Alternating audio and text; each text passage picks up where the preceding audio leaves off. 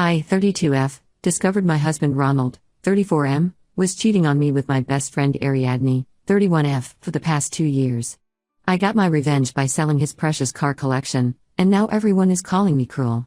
I need to give you all some background to understand how we got here. Ronald and I met in our senior year of college through mutual friends at a homecoming party. He immediately stood out because while everyone else was talking about their job prospects and student loans, he was excitedly showing people pictures of the classic car collection he had just inherited from his grandfather. The way his eyes lit up when he talked about those cars was what first attracted me to him. He came from old money, with his family owning several successful businesses across the state. When we started dating, his family, especially his mother Claire, made it clear they thought I was beneath them. They would make subtle comments about my father being a high school teacher and my mother running a small bakery. Claire once asked me if I had ever even been on a private jet before, as if that was some kind of requirement to date her son. But Ronald was different from his family. He defended me constantly and told them that he loved how grounded and genuine I was. He said I kept him connected to the real world instead of the bubble his family lived in. We dated for 4 years, during which I supported him when he decided to start his own tech company instead of joining the family business. Those early years were tough. We lived in a small apartment because Ronald wanted to prove he could make it without his family's money. I worked 2 jobs, teaching during the day and waitressing at night, to help support us while he got his business off the ground. His family kept telling him to dump the gold digger, me, and come back to the family business, but he stood firm. The company eventually took off, and we got married in a beautiful ceremony that his family only attended out of obligation. The only person who seemed genuinely happy for me was my best friend Ariadne. She and I had been inseparable since high school when we were both outcasts, me for being the scholarship kid and her for being the new girl who didn't know anyone. Ariadne was my maid of honor and helped plan every detail of the wedding. She threw me the most amazing bachelorette party and gave the most touching speech at our reception. She had never been lucky in relationships herself, always picking the wrong guys. I used to feel guilty about my happiness with Ronald, especially when she would joke about finding her own Ronald someday. After the wedding, we bought a beautiful house with a massive garage for Ronald's car collection. He had 12 classic cars worth over $2.5 million, everything from a 1967 Shelby GT500 to a 1970 Plymouth Hemi Cuda. He spent every weekend either working on them or showing them at car events. I never really got into cars myself, but I loved seeing how happy they made him. 3 years ago, Ronald had a health scare, nothing serious in the end, but it made us think about the future. He gave me power of attorney over all his assets, saying he trusted me completely to make decisions if anything happened to him. I remember crying when he did that, thinking about how far we'd come from his family's initial distrust. Things started changing about 2 years ago. Ronald's company was doing better than ever, but he was suddenly working late all the time. He said they were working on a revolutionary new product that required extra hours. I believed him because why wouldn't I? He had always been honest with me. He became weirdly protective of his phone and started taking calls in another room. If I walked in while he was on the phone, he would quickly end the call. He changed his phone password for the first time in our relationship. I told myself I was being paranoid. After all, he was handling sensitive business information. Ariadne was around a lot during this time, always ready to listen to my worries and tell me I was overthinking things. She suggested I surprise Ronald at work with lunch one day, but when I did, his secretary said he was out at meetings. This happened several times, and each time Ariadne would tell me it was probably just work stress. The truth finally came out last week when I was doing laundry and found hotel receipts in his jacket pocket. They were for local hotels, which made no sense since we lived in the city. His iPad dinged with a message while it was lying on our coffee table, and for the first time in our marriage, I snooped. He had forgotten to log out of his messages, and there they were, hundreds of messages between him and Ariadne going back 2 years. They had been meeting at hotels 3 or 4 times a week. The messages were full of their plans for the future and jokes about how oblivious I was. Ariadne called me a trusting fool, and Ronald replied that's why he married me, because I never questioned anything. I felt physically sick reading their messages. They had been sleeping together in our house when I was at my parents' place. They met up before and after our weekly family dinners.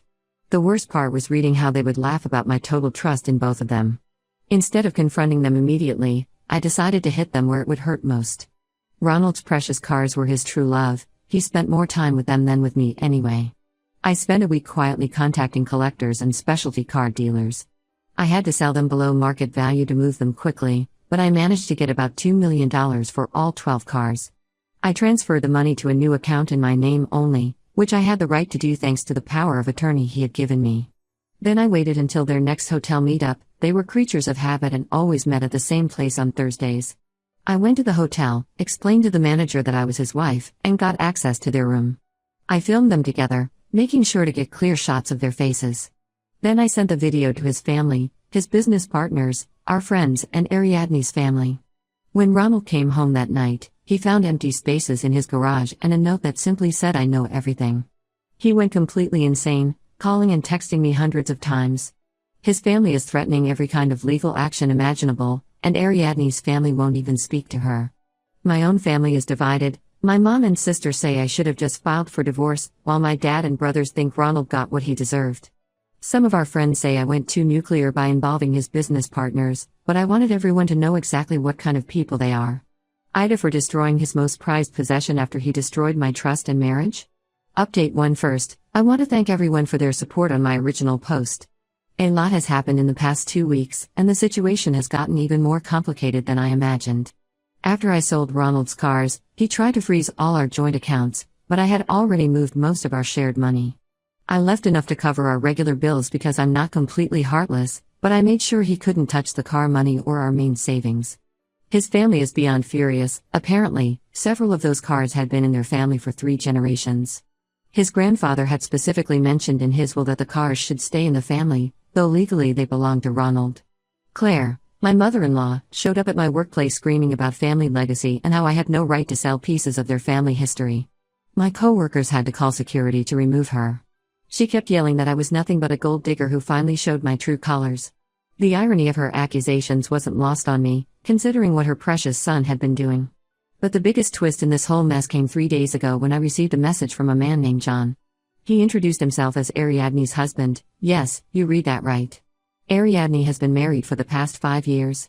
She had kept it hidden from everyone except her immediate family, claiming she and John had to keep their marriage private because of his job in government security. John found out about the affair through the video I sent to Ariadne's family.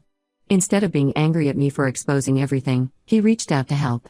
He works in financial crimes investigation and offered to look into Ronald's company finances.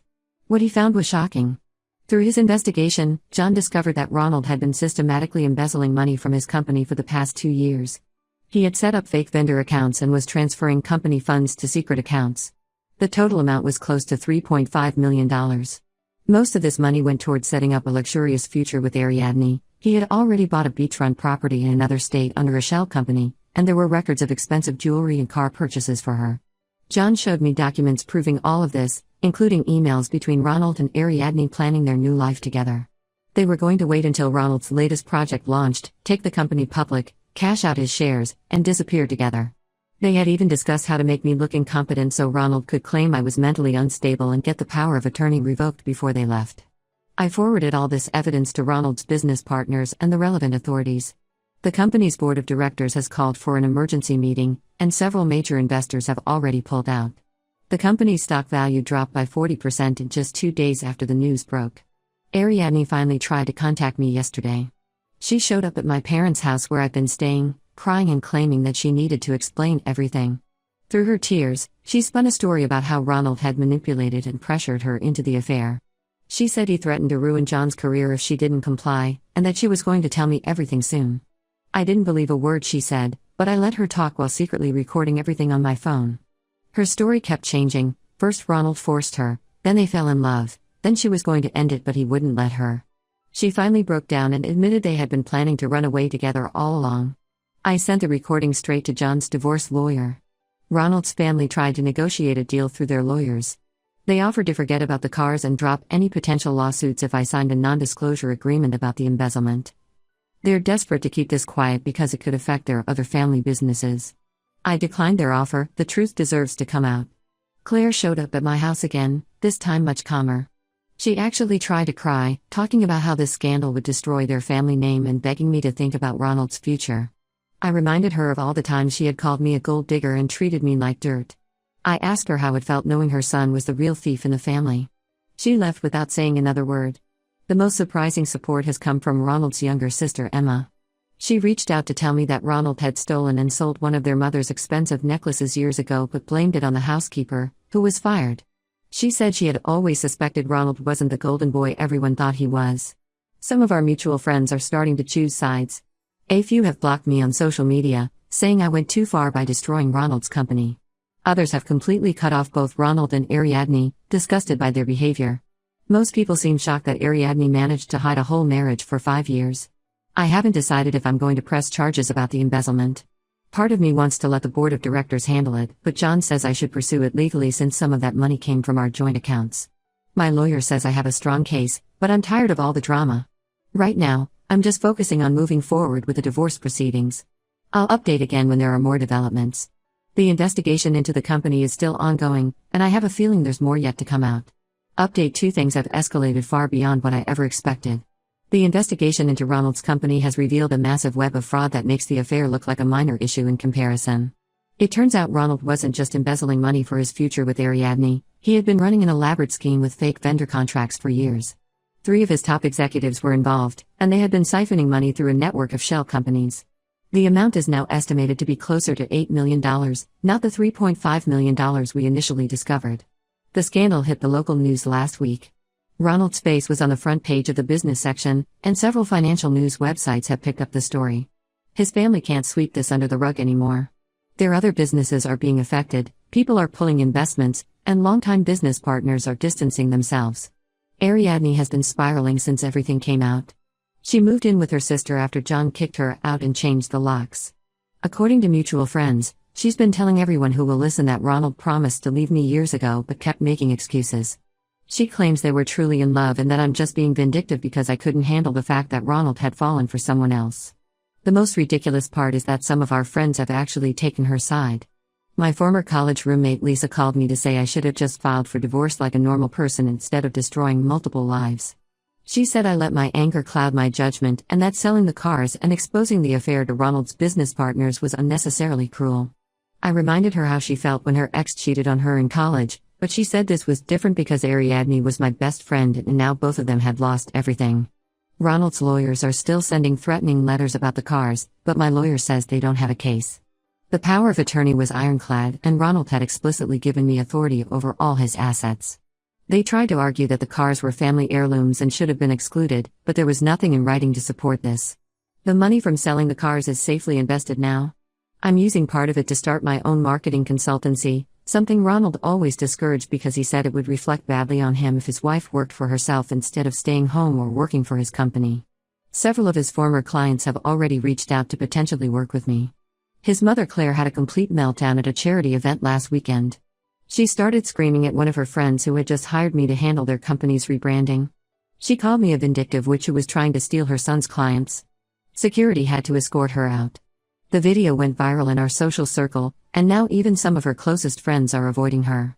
The investigation has also revealed that Ariadne wasn't the first.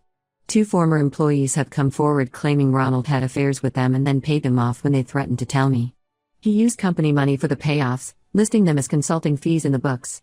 His executives covered it up because they were all involved in the larger embezzlement scheme. Ronald's younger sister Emma has been feeding me more information about his past behavior. Apparently, this pattern started in college. He would charm people, use them, and then discard them when they were no longer useful. His family covered up several incidents involving female students who had complained about him to the university. The most satisfying development is that Ronald's partners are turning on each other.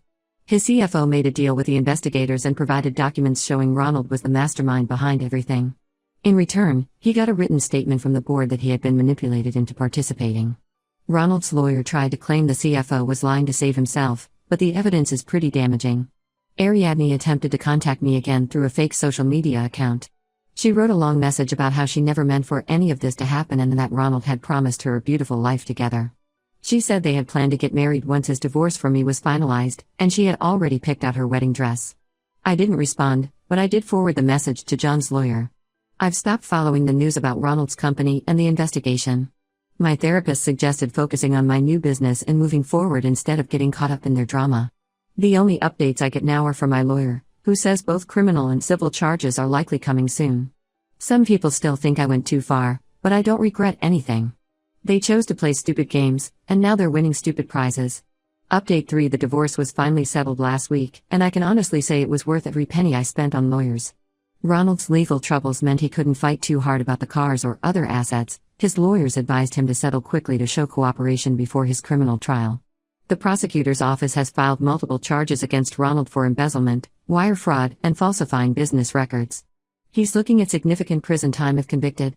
Most of his former friends and business associates have completely abandoned him. Even his country club membership was revoked, which apparently bothered him more than the criminal charges. Ariadne's life has completely fallen apart. After John finalized their divorce, she tried to reconcile with him by sending him a 30-page letter explaining how Ronald had seduced her and promising she had changed. John responded by having his lawyer send her a cease and desist letter. He's now dating a lawyer he met during the divorce proceedings, and they recently bought a house together. Ariadne lost her job at the marketing firm when the scandal broke. Turns out sleeping with a client's husband and helping him embezzle money isn't great for business. She had to move back to her hometown in Idaho and is now working as a waitress at her cousin's diner. She posts daily inspirational quotes on social media about surviving betrayal and finding yourself, acting like she's the victim in all this.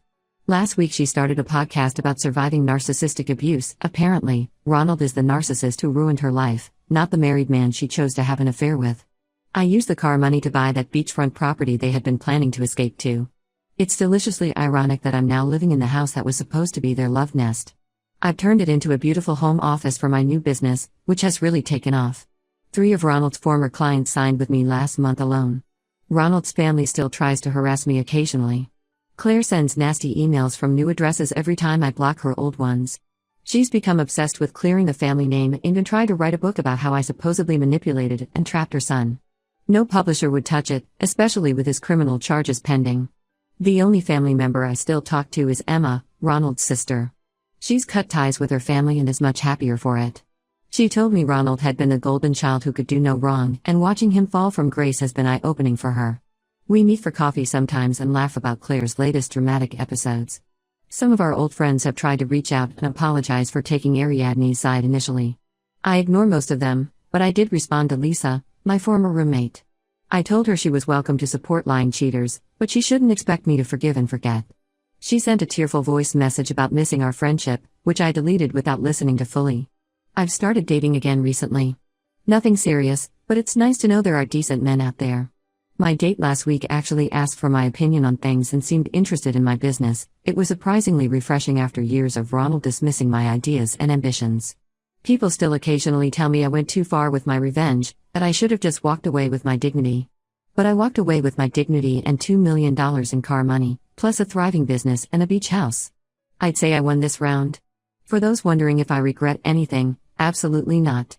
The best revenge isn't just living well, it's living well in the house your cheating husband bought for his mistress while he prepares for his criminal trial. Karma really does come through sometimes.